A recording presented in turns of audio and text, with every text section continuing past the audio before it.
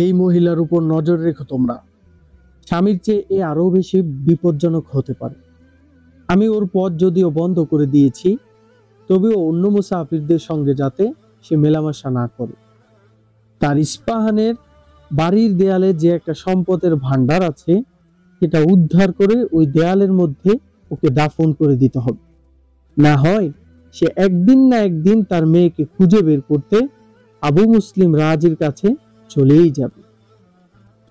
দীর্ঘদিন সফরের পর কাফেলা বাগদাদ গিয়ে পৌঁছল।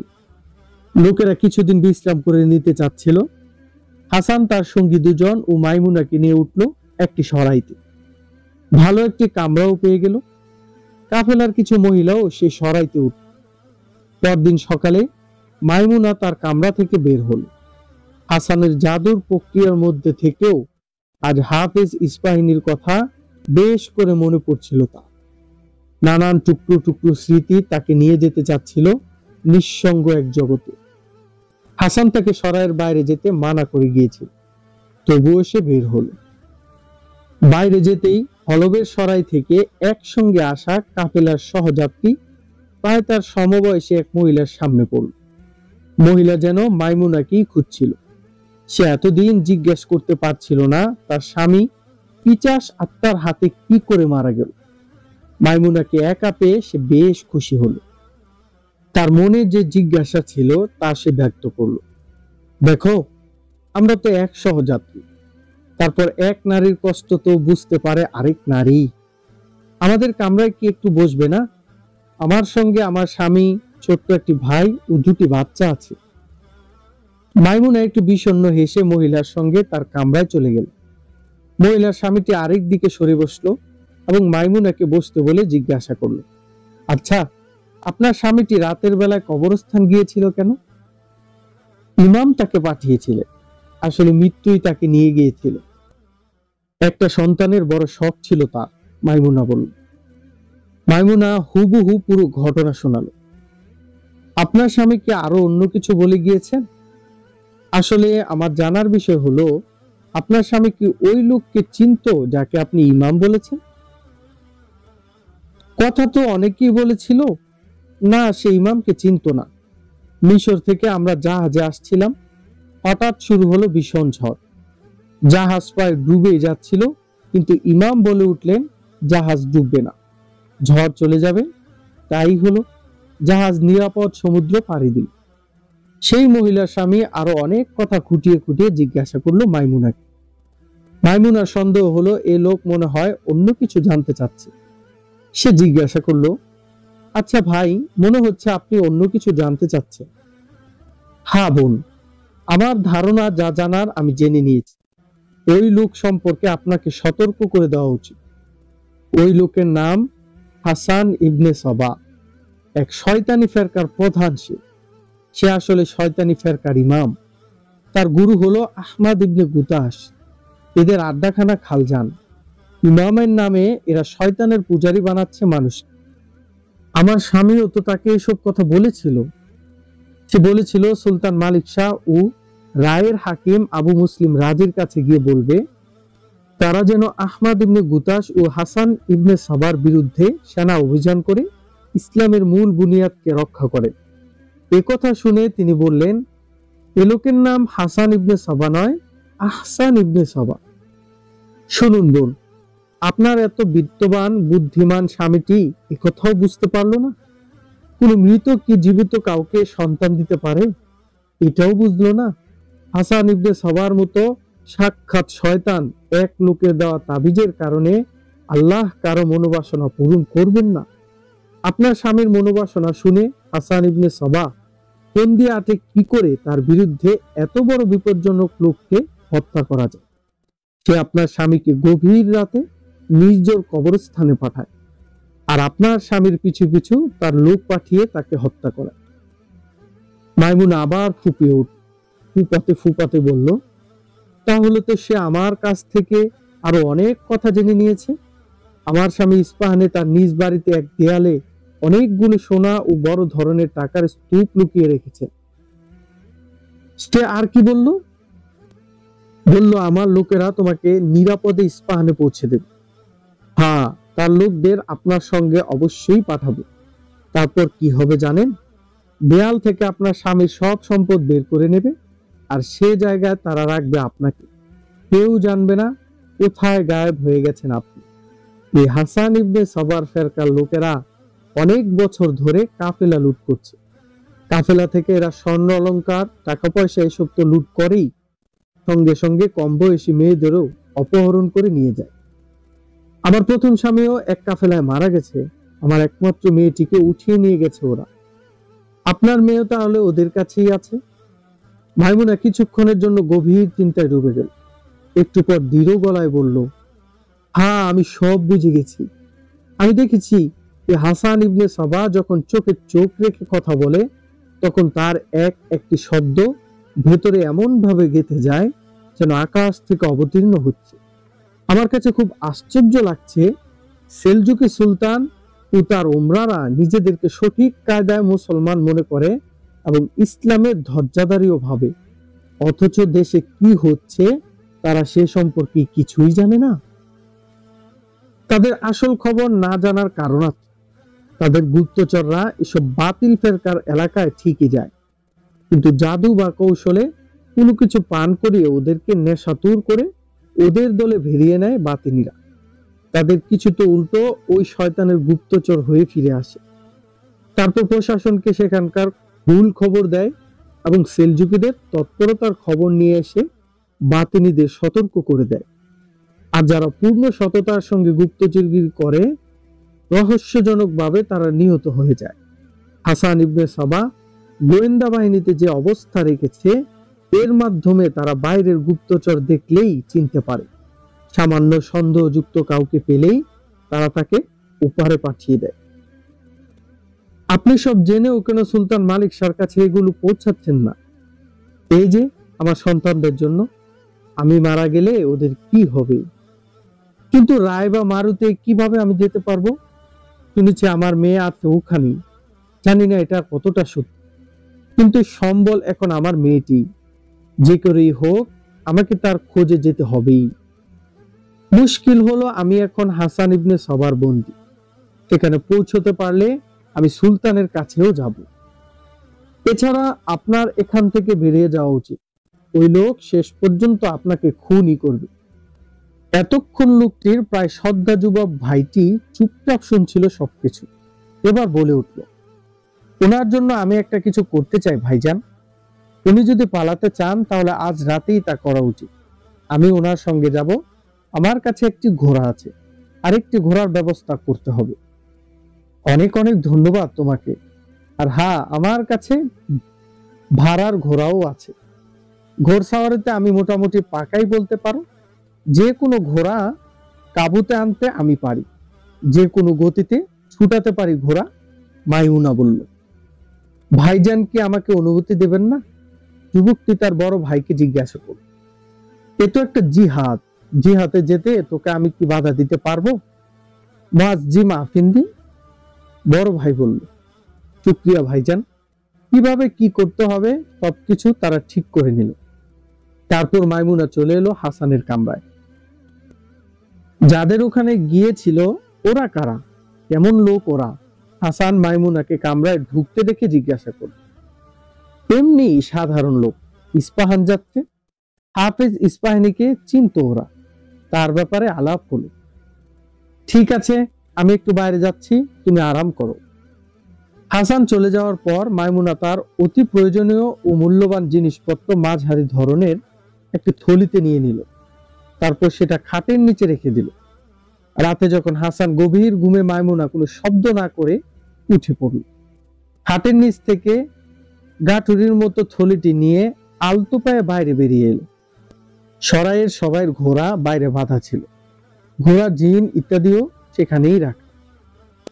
মুজাম্মিল আফিন্দি দিনের বেলাতেই মাইমুনার ঘোড়াটি চিনে নেয়। রাত নির্জন হতেই মুজাম্মিল ঘোড়ার জিন ইত্যাদি বেঁধে দেয়। মাইমুনা ঘোড়ার কাছে পৌঁছে গেল। থলেটি ঘোড়ার জিনের সঙ্গে বেঁধে সওয়ার হয়ে গেল। মুয়াজ্জিম সওয়ার হয়ে গেল। খুব কম আওয়াজে ঘোড়া ধীরে ধীরে হটিয়ে শহরের দরজা পর্যন্ত পৌঁছল। শহরের দরজা থেকে বের হয়েই দুজনে ঊর্ধ্বশ্বাসে ঘোড়া ছোটাল। সে সেলজুকিদের কাছে চলে গেছে। সকালে হাসান ঘুম থেকে উঠে মাইমুনাকে না পেয়ে অনেক খোঁজাখুঁজি করে। তার দুই সঙ্গীও অনেক খোঁজাখুঁজির পর এসে জানায় তার ঘোড়াটিও গায়েব। হাসান তখন কথা বলে, কাফেলা রওনা হওয়ার অপেক্ষা করব না, আমরা তাড়াতাড়ি আমাদের ইস্পাহান পৌঁছা উচিত। সেখান থেকে খালজানের অবস্থা জেনে নিয়ে সেখানে যেতে হবে। আহমাদ ইবনে গুতাসকে সতর্ক করাটা জরুরি।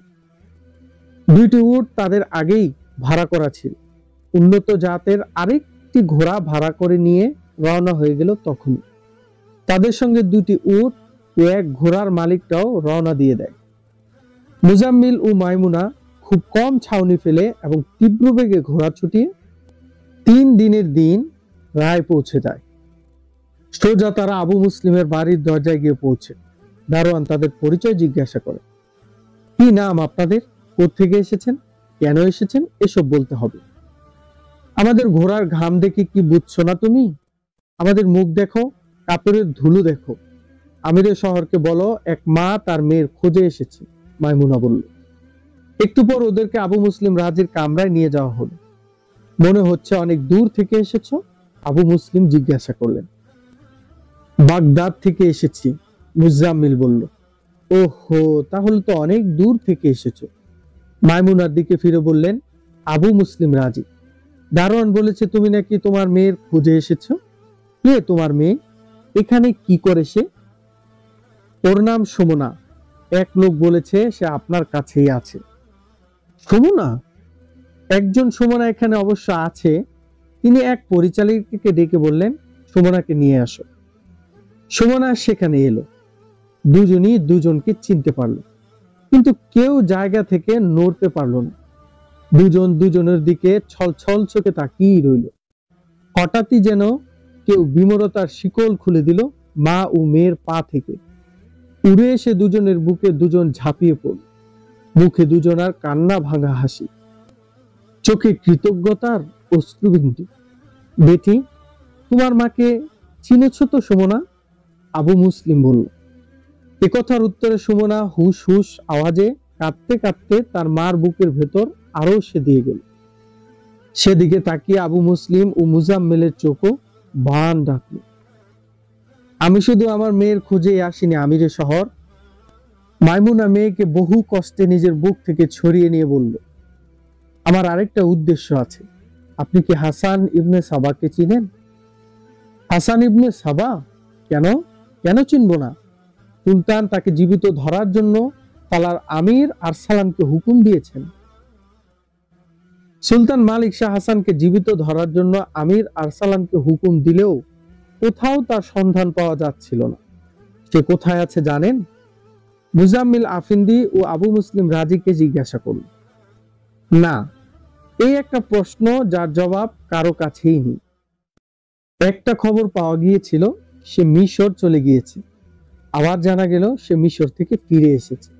আবু মুসলিম রাজি বললেন, আমরা তাকে বাগদাদ রেখে এসেছি। সে এখন ইস্পাহান যাবে। মিশরে ইস্কান্দারিয়া থেকে আমি ও আমার মরহুম স্বামী তার সহযাত্রী ছিলাম। এ ছিল আমার দ্বিতীয় স্বামী। ফলবে তাকে হাসান ইবনে সাবা হত্যা করায়। মাইমুনা বলল। হত্যা করায়? কিভাবে? মাইমুনা পুরো ঘটনা শুনিয়ে বলল। তারপর সে আমাকে জাদু দিয়ে সম্মোহন করে নেয়, এমন করে আমার সঙ্গে কথা বলে যে আমি তাকে আকাশ থেকে অবতীর্ণ ফেরেশতা মনে করতে লাগলাম। তার কথা শুনে আমি মেনে নিলাম আমার স্বামীর প্রাণ এক পিশাচ আত্মা কেড়ে নিয়েছে। আমার প্রাণও কেড়ে নেবে এবং মহা বুজুর্গ হাসান ইবনে সাবা ওই পিশাচের হাত থেকে আমাকে রক্ষা করবে। তার কাছেই কি রেখেছিল তোমাকে সে? সরাইতে সে পৃথক কামরায় ছিল। পরে ভয় পেয়ে তার কামরায় পর্দাটা নিয়ে আমি থাকতে থাকি। আমি হয়রান হচ্ছি তুমি তার পাঞ্জা থেকে কি করে বেরিয়ে এলে। এই যে মুজাম্মিল আফিন্দি ও তার বড় ভাইয়ের কারণেই সেখান থেকে বেরোতে পেরেছি।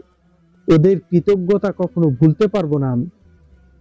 মুজাম্মিল ও তার বড় ভাইয়ের সঙ্গে ঘটনাক্রমে সাক্ষাৎ এবং হাসান ইবনে সাবাকে নিয়ে আলাপ ইত্যাদি ঘটনা সব জানানো মাইমুন। আমিরের শহর? মুজাম্মিল বলল, আমরা ইস্পাহানের পেশাদার ব্যবসায়ী।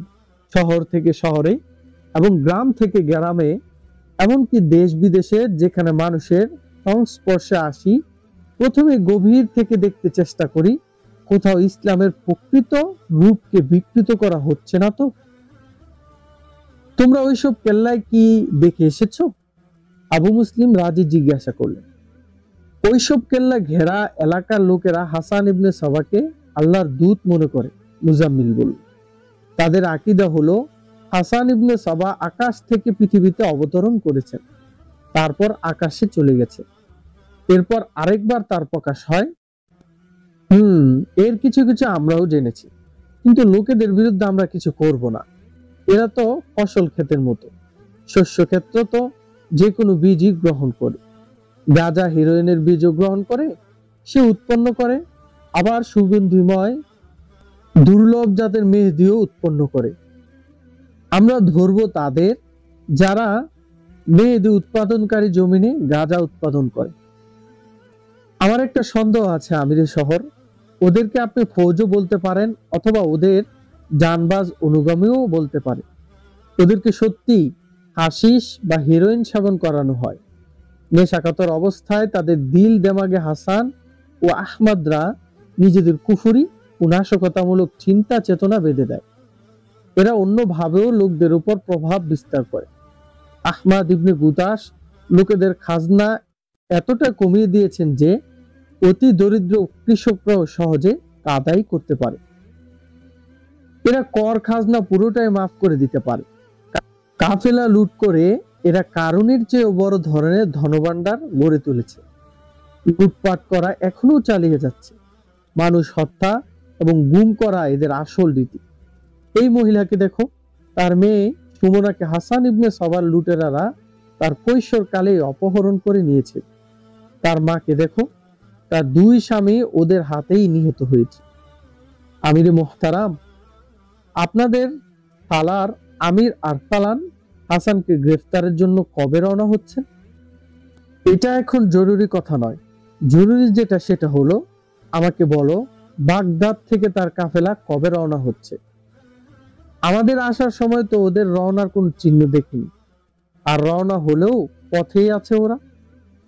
তোমার ভাইয়ের কাছে কি তোমার যেতেই হবে? হ্যাঁ, যেতেই হবে, না হয় তিনি পেরেশান হবেন আমার জন্য।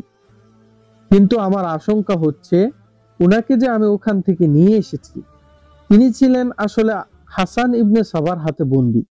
হাসান ইবনে সাবার খুনের হাত থেকে ওনাকে আমি কেড়ে নিয়ে এসেছি। কোনোভাবে সে যদি এরা জানতে পারে আমাকে খুন না করে কি ছাড়বে? তুমি একলা যাবে না, আমি মারু যাচ্ছি। সুলতানকে বলবো এখনই সালার আরতালানকে বাগদাদ পাঠাতে। ওই কাফেলা ইস্পাহানের পথ ধরলে তাদের পিছু ধাওয়া করে হাসান ইবনে সাবাকে পাকড়াও করে নিয়ে আসবে। তার সঙ্গে তোমার এমনিতেও যেতে হবে। আমার মনে হয় আরসালান হাসানকে চিনে না, তুমি তাকে চিনিয়ে দেবে, আর সে তোমাকে তার নিরাপত্তায় রাখবে। 3-4 দিন তোমার থাকতে হবে এখানে। এজন্যই আমিরে আরসালান এখানে এসে তোমাকে নিয়ে রওনা হবে, আবু মুসলিম মুজাম্মিলকে বললেন। আবু মুসলিম রাজি সেদিনই মারু রওনা হয়ে গেলেন। তার হুকুমে মুজাম্মিল আফিন্দির থাকার ব্যবস্থা করা হলো এই মহলে। সুমনার মা মাইমুনাকে পাঠিয়ে দেওয়া হলো সুমনার কামরায়। সুমনার কামরা মুজাম্মিলের কামরা থেকে বেশি দূরে নয়, কিন্তু সকাল থেকে এই বিকাল অবধি সুমনাকে একবারও দেখা যায়নি। সেই সকালের প্রথম দেখা থেকে সুমনার মুখটি মুজাম্মিলের চোখ থেকে মুহূর্তের জন্য সরতে চাচ্ছিল না। সুমনার রূপ যে কোনো পুরুষের জন্য আরাধ্য হতে পারে, মুজাম্মিলের চোখও সেই রূপে অভিভূত হয়েছে, কিন্তু সে রূপের ছায়া মুজাম্মিলের চোখে ঘুরছে না। ঘুরছে সুমনার ভেতরের যে নিটল শুভ্রতা তার রূপের কায়াকে পবিত্র করে তুলেছে, তার অধরা সেই ছায়াটি। সুদর্শন রূপবান মুজাম্মিল অনেক সুন্দরী মেয়ে দেখেছে। রূপের সওদা নিয়ে অনেক মেয়ে তার কাছে সমর্পিত হতে এসেছে। সেসবের সাময়িক মুগ্ধতা তার চোখ থেকে অন্তর পর্যন্ত পৌঁছেনি, কিন্তু এই সুমনা তার ভেতরে যেন ক্ষণিকের ঝড়ে সব এলোমেলো করে দিয়েছে। মুজাম্মিল এই এলোমেলো ভাব যতই ঘুচাতে চাচ্ছে ততই আরো বিশৃঙ্খল হয়ে পড়ছে। এমন অবস্থায় সে কখনোই পড়েনি। সে কল্পনাও করতে পারছিল না তার মতো এমন দৃঢ় পুরুষ এই দূর দেশে এসে এক মেয়ের ভাবনায় এমন ব্যাকুল হয়ে যাবে কোনোদিন। মুজাম্মিল চিন্তা করতে লাগলো, কোন ছোটয় মা মেয়ের ঘরে গিয়ে হানা দেওয়া যায়। অযথায় কয়েকবার কামরা থেকে বের হলো সে, যদি দেখা হয়ে যায় কিংবা ওকে যদি সুমনার মা ঢেকে নিয়ে যায় এই আশায়। সন্ধ্যা গভীর হওয়ার পর মুজাম্মিল মাত্র খাবার থেকে উঠেছে, সুমনা কামরার দরজা ঠেলে ভিতরে ঢুক।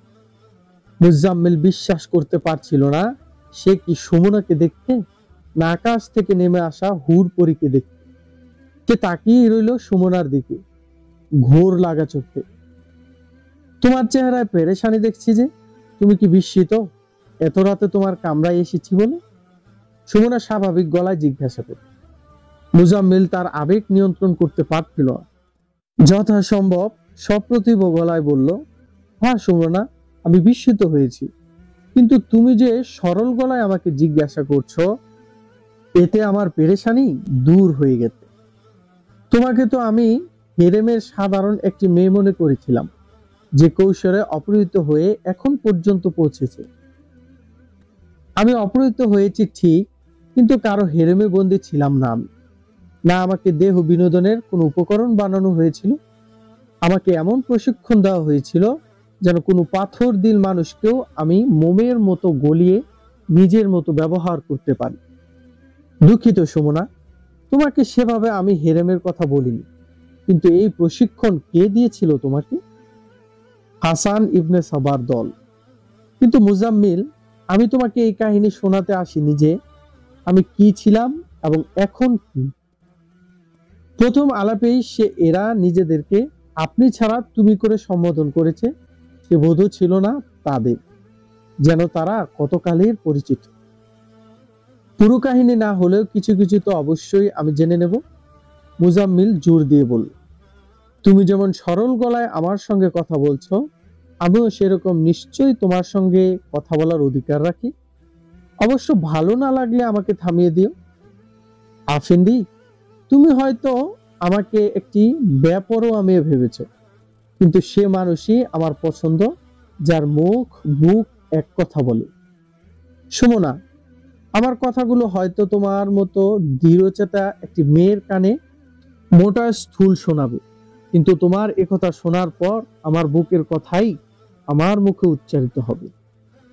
আবেগ নিয়ন্ত্রণ করেই তোমার কাছে সহজ স্বীকারোক্তি দিচ্ছি, বুক থেকেই তোমার নামটি আমার মুখে উচ্চারিত হয়েছে। আজই তোমাকে দেখলাম আমি, এবং আমার অন্তর বলছে এই মেয়ের এই রূপ দৈহিক নয়, আত্মিক রূপের আলোকছটা। আমার কাছে মনে হয়েছে সেই কৈশোর থেকে তোমাকে চিনি, এবং কৈশোর থেকেই তুমি আমার অন্তরে। আমার কথা অতিরঞ্জিত মনে হলে শুধু এটুকু মনে রেখো, আমি প্রাণের আশঙ্কা নিয়েও আমার মাতৃতুল্য এক নারীকে এখানে নিয়ে এসেছি, না তোমাকে খুশি করার জন্য, না ওনাকে এখানে নিয়ে এসেছি। তোমাকে তো চিনতামই না, জানতাম না যে এক প্রতারিতা নারীকে শয়তানের জাল থেকে বের করে নিয়ে এসেছে। তিনি বলতেন, আমার মেয়ে সেলজুকিদের কাছে আছে। আমি এটাকে শুধু এক সন্তান হারা মায়ের আবেগসিক্ত কল্পনাই মনে করতাম। তাকে আবু মুসলিম রাজের কাছে রেখে ফিরে যাব এই চিন্তা করেই এসেছিলাম আমি। আমি বুঝতে পেরেছি আফিন্দি, তুমি যে আমার জন্য আসনি তাও আমি জানি।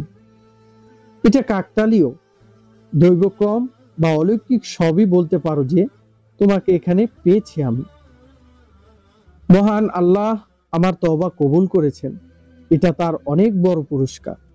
আমার দিল দেমাগ চিন্তা চেতনা শয়তানের কুমন্ত্রণায় লালন পালন করা হয়েছে, কিন্তু আল্লাহ আমাকে সজাগ করে দিয়েছেন।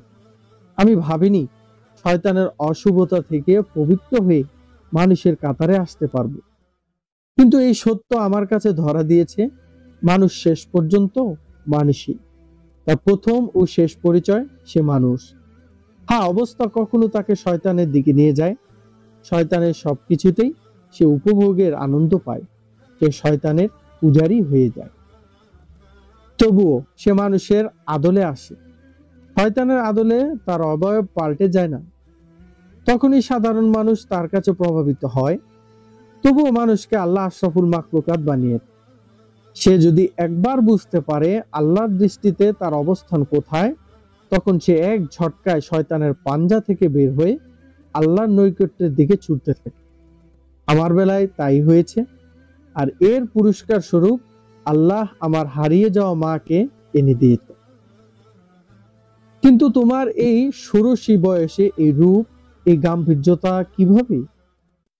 কেন এই গাম্ভীর্যতা কি তোমার ভালো লাগেনি? হ্যাঁ, আমার তো ভালো লেগেছে এটাই। আমি বলতে চেয়েছি, তোমার এই বয়সে তুমি এতখানি পরিণত। তুমি চেয়েছো অন্তরের কথা যেন মুখের কথার সঙ্গে মেলে। তাহলে আমার অন্তরের আওয়াজ শুনে নাও তোমরা। আমি তোমার সেই পবিত্র ভালোবাসা জায়গা করে নিয়েছি আরেক পবিত্র অন্তরে, এবং অন্তরের সঙ্গেই শুধু যার সম্পর্ক। এমন দুর্লভ প্রেম কাহিনী তুমি নিশ্চয়ই শুনেছ। সুমনা চমকে উঠল। সেজন্য ভয় পেয়েছে, এমন ভাবে চোখ বড় বড় করে মুজাম্মেলের দিকে তাকিয়ে রইল, যেন এই সুদর্শন যুবকটি বলছে, আমি তোমাকে হত্যা করব। কেন সুমনা, এমন করছো কেন? আমি কি তোমাকে কষ্ট দিলাম? না আফেন্দি, আমার সন্দেহ হচ্ছে আমার প্রেম আর মৃত্যুর মধ্যে খুব বেশি পার্থক্য ঘটবে না। আফেন্দির পুরো অস্তিত্বই যেন প্রশ্নবাণে জর্জরিত। আজ আমি অন্য কিছু বলতে এসেছিলাম। তুমি যে আমার মাকে এখানে নিয়ে এসেছো, এজন্য তোমাকে কৃতজ্ঞতা জানিয়ে ছোট করতে চাই না। তাই কৃতজ্ঞতা জানাচ্ছি আমি আমার আল্লাহর দরবারে, এজন্য যে আমার মা আমাকে মানুষ রূপে পেয়েছেন। এর আগে দেখলে তিনি বলতেন, না, এ আমার মেয়ে নয়। এ কথা বলে সুমনা উঠে দাঁড়ানো। তুমি যাচ্ছ? আফেন্দি কোনো ক্রমে বলল। আমি কি বুঝবো? তুমি কি রেগে চলে যাচ্ছ? কাল আসবো আমি। না, রাগ করে চলে যাচ্ছি না আমি। এত অভদ্র নই আমি। কাল তোমার সঙ্গে অন্য একটি বিষয়ে কিছু কথা বলবো। কাটা কাটার শব্দে কথাগুলো বলে সুমনা চলে গেল। নির্ঘুম একটি রাত পার করলো মুজাম্মিল আফিন্দি। সকালের নাস্তা সবে আফিন্দি শেষ করেছে। এমন সময় কামরায় ঢুকলো সুমনা ও তার মা মাইমুনা। মুজাম্মিল, আমার মেয়ে বলেছে তুমি তাকে নিজের জন্য পছন্দ করেছো। মাইমুনা খাটের এক পাশে বসতে বসতে বলল। না, আসলে, মুজাম্মিল বলল, নিজের জন্য পছন্দ করার আরো অর্থ আছে। সুমনা বাজারের কোনো মেয়ে নয় যে ওকে আমার পছন্দ হলো আর আমি তা কিনে নিলাম। সোজা ব্যাপার হলো, সুমনার ভালোবাসা আমার আত্মায় মিশে গেছে। সুমনা আমাকে গ্রহণ না করলেও আমার অন্তরে ওর নাম সজীব হয়ে থাকবে অনেক দিন। তোমাকে গ্রহণ করা না করার ফয়সালা করবে সুমনা। কিন্তু তুমি কি ওকে বিয়ে করতে চাও? মাইমুনা জিজ্ঞাসা করল। তখন ওকে বিয়ে করব যখন সে আমার ভালোবাসা গ্রহণ করবে।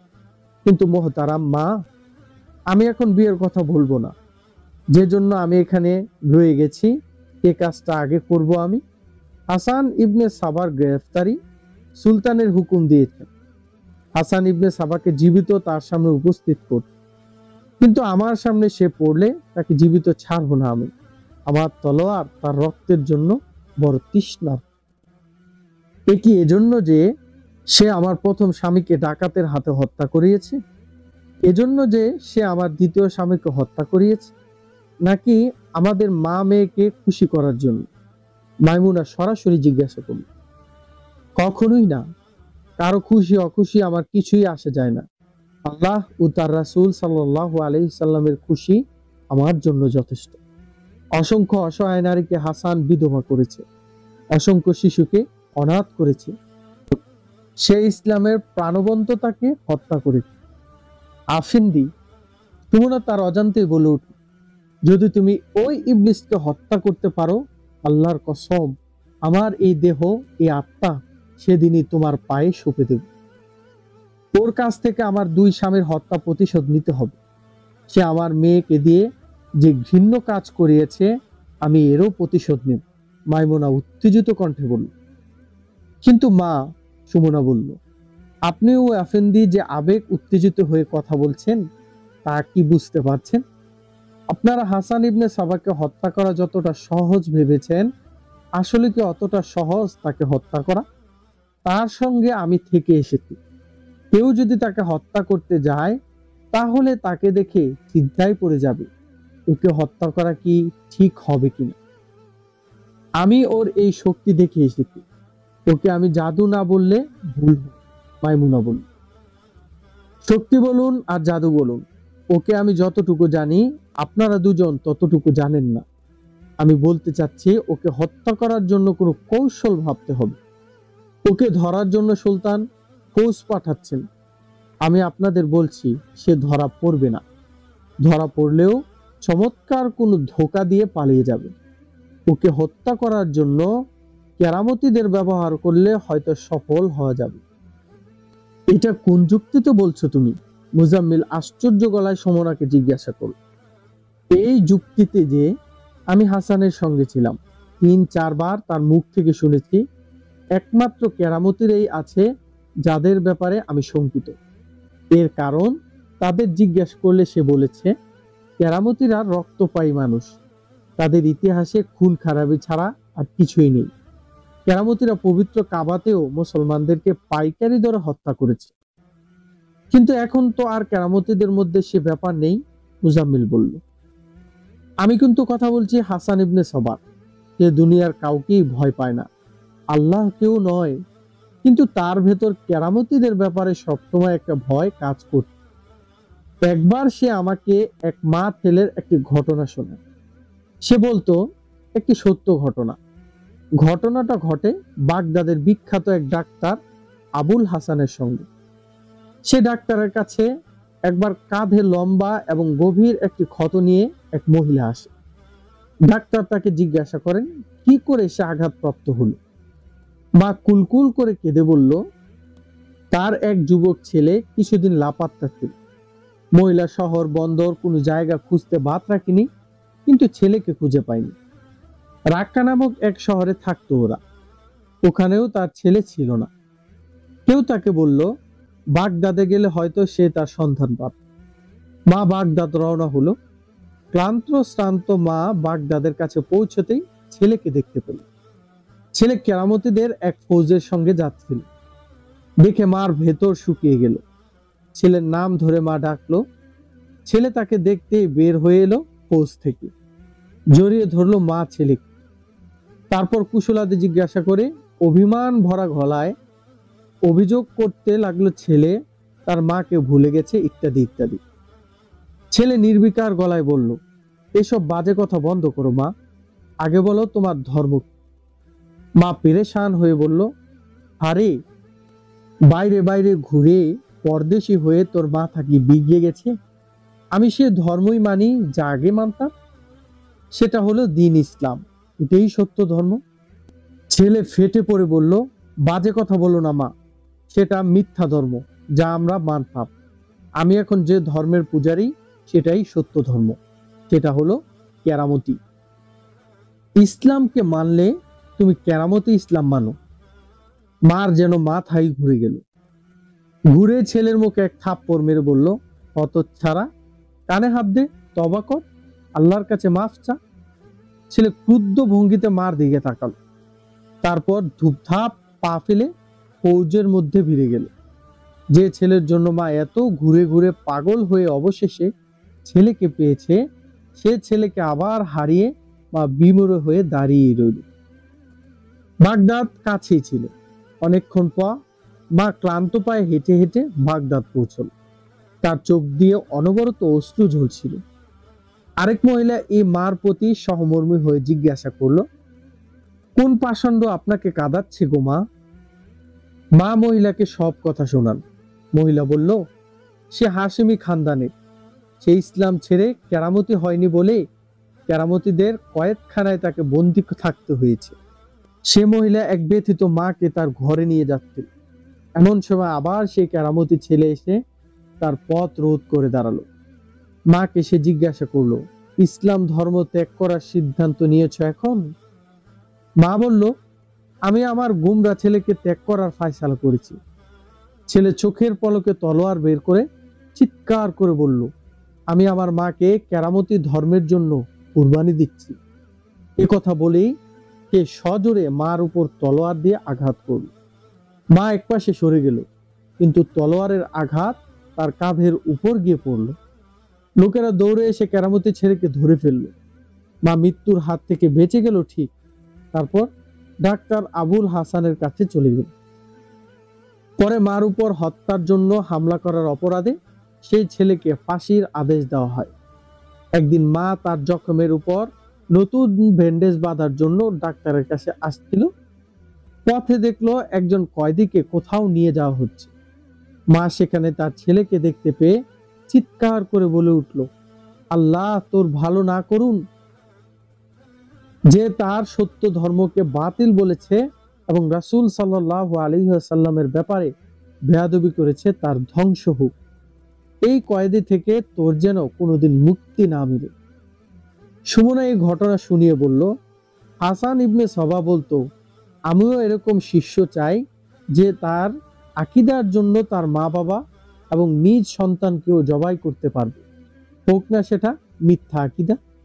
কিন্তু আমরা কেরামতিদের পাবো কোথায়? মুজাম্মিল আফিন্দি জিজ্ঞাসা করল। পেয়ে যাব, বা ইসলামের জন্য কেরামতি তৈরি করতে হবে। আমিরের শহরের সঙ্গে আমি এ বিষয়ে কথা বলব, তবে এখন নয়। এখন তো উনি ফৌজে পাঠাচ্ছেন। আল্লাহ করুন সে ধরা পড়ুক। ধরা না পড়লে কেরামতিরাই ব্যবস্থা করতে হবে। সুমনা, আমি যদি সেই কাজ করে দিতে পারি, এটার ব্যাপারে তুমি মনে করেছো কেরামতিদের ছাড়া আর কেউ পারবে না, তখন তাহলে তুমি যা চাইবে আমিরের শহর থেকে তা নিয়ে দেব। না সুমনা, মুজাম্মিল আবেগরুদ্ধ কণ্ঠে বলল, আমি কোনো আমির, কোনো উজির বা সুলতান থেকে পুরস্কার চাই না। এ কথা বলে সে সুমনার চোখে চোখ রেখে তির্যক ভাবে তাকিয়েই রইল। মাইমুনা উঠে দাঁড়ালো এবং কিছু না বলে সুমনাকে নিয়ে কামরা থেকে বেরিয়ে গেল।